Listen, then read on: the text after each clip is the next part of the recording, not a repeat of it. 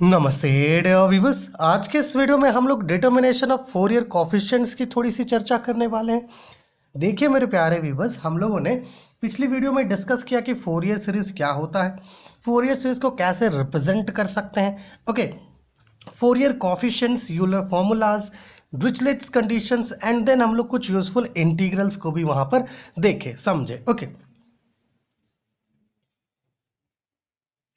तो आज के इस वीडियो में हम लोग थोड़ा सा देखेंगे कि ये जो फोरियर कोफिशिएंट्स का फॉर्मूला हम लोगों ने पिछली वीडियो में देखा था, अर्थात ए नॉट का जो फॉर्मूला देखा था 1/पाई integral 0 to 2 pi F x D X. Okay, साथ ही साथ ए एन का जो फॉर्मूला था 1/पाई integral 0 to 2 pi okay F x cos N x D X. Okay, और जो बी एन का फॉर्मूला था डेट इज 1/पाई integral 0 to 2 pi okay F X sine N x D x. ये जो तीन फॉर्मूलाज थे ये आखिर आए कैसे, आज के इस वीडियो में हम लोग इसी की थोड़ी सी चर्चा करेंगे। देखिए बेसिकली हमें पता है कि जो फोरियर सीरीज होगा किसी भी एक गिवन फंक्शन एफ एक्स का, उसे हम लोग कुछ इस प्रकार से रिप्रेजेंट करते हैं a0/2 plus a1 cos x plus a2 cos 2x okay and up to b n sine N x. ठीक है, इस प्रकार से यहाँ पर ये जो ए नॉट है, ए वन है, ए टू है, ए एन है, b one b two b n, ये सब है, इन्हीं को क्या कहते हैं, फोरियर कोफिशिएंट्स।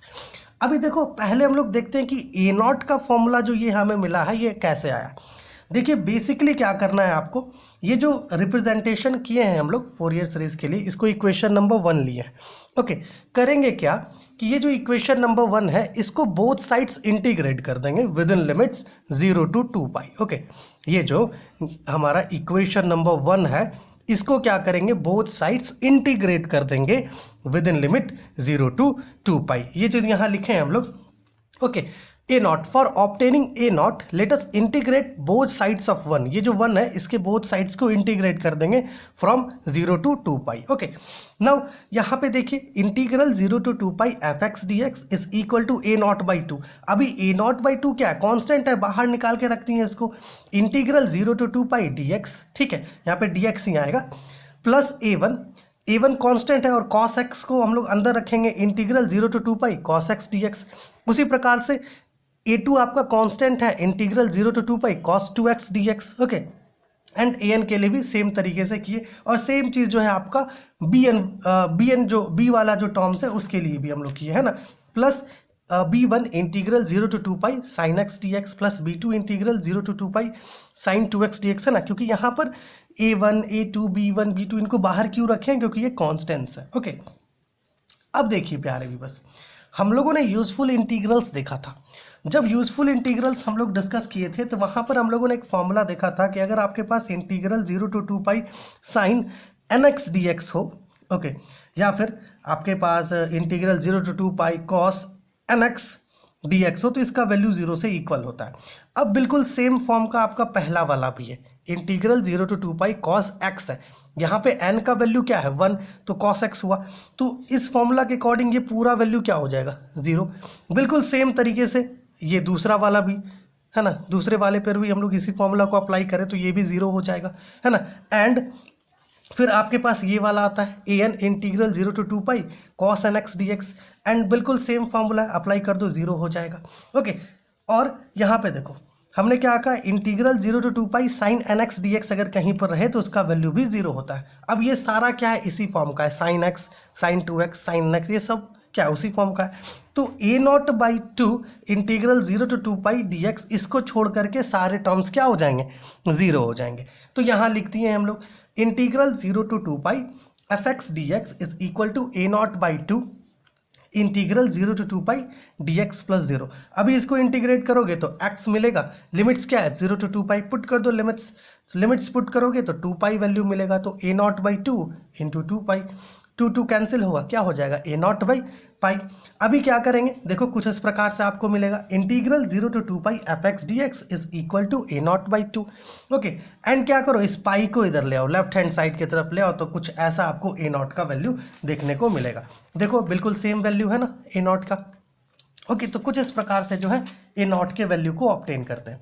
अभी देखते हैं किसके लिए, an के लिए। an के वैल्यू को कैसे पता कर सकेंगे, देखिए ए एन के वैल्यू को पता करने के लिए, है ना, फॉर फाइंडिंग ए एन के वैल्यू को पता करने के लिए हमें क्या करना होगा, हमारा ये जो पहला इक्वेशन था इसके बोथ साइड्स को क्या करेंगे, कॉस एन एक्स से मल्टीप्लाई कर देंगे। ये जो कॉस एन एक्स है इसके, है ना, इससे मल्टीप्लाई कर देंगे बोथ साइड्स को। ठीक है, यही चीज़ यहाँ पर हम लोग लिखे भी है, देखिएगा। For finding a n multiply both sides of 1 by cos N x. Okay, multiply कर दो बोथ साइड्स और इंटीग्रेट कर दो, है ना, between limits 0 to 2 pi. Okay, यहाँ पर देखिए integral 0 to 2 pi F x cos N x D x. ठीक है, cos N x D x, ठीक है, मल्टीप्लाई कर दिए, is equal to a naught by 2 integral 0 to 2 pi cos N x D x, multiply कर दिए। अब ए naught by 2 क्या था, कांस्टेंट, तो बाहर रखे हैं इसको इंटीग्रल के, बिल्कुल उसी प्रकार से यहाँ पर किए। a1 कांस्टेंट था, बाहर रखे integral 0 to 2 pi cos x. अब देखो इसमें कॉस एक्स आता है a1 के साथ, तो इसको क्या किए, कॉस एन एक्स से मल्टीप्लाई कर दिए। यहाँ पर देखिए a1 है, कॉस एक्स रहता है इसके साथ कॉस एन एक्स आ गया, इसके साथ कॉस 2x है, कॉस एन एक्स आ गया। ओके, बिल्कुल सेम तरीके से यहाँ पर हम लोगों ने सब में काम किया। ठीक है, कॉस एन एक्स से आप हर एक टर्म को मल्टीप्लाई कर दिए और उसको इंटीग्रेट कर दिए, है ना, लिमिट्स 0 to 2 पाई के बीच। अब यहाँ पर देखिए दो चीज़ें आपको यहाँ पर देखनी है। पहला तो यूजफुल इंटीग्रल्स इस पर अप्लाई करेंगे तो काफ़ी टर्म्स क्या हो जाएंगे, ज़ीरो। देखिए यहाँ पर यूजिंग ये कुछ फॉर्मूलाज है, इन फॉर्मूलाज को इस पर अप्लाई कर दे तो हमारे पास केवल और केवल एक ही टर्म बचेगा, ये वाला, है ना, अर्थात ये जो टर्म है हमारे पास A N integral 0 to 2 pi cos N x dot cos N x D x जो है, यही वाला केवल टर्म बचेगा, बाद बाकी सारा टर्म जीरो हो जाएगा।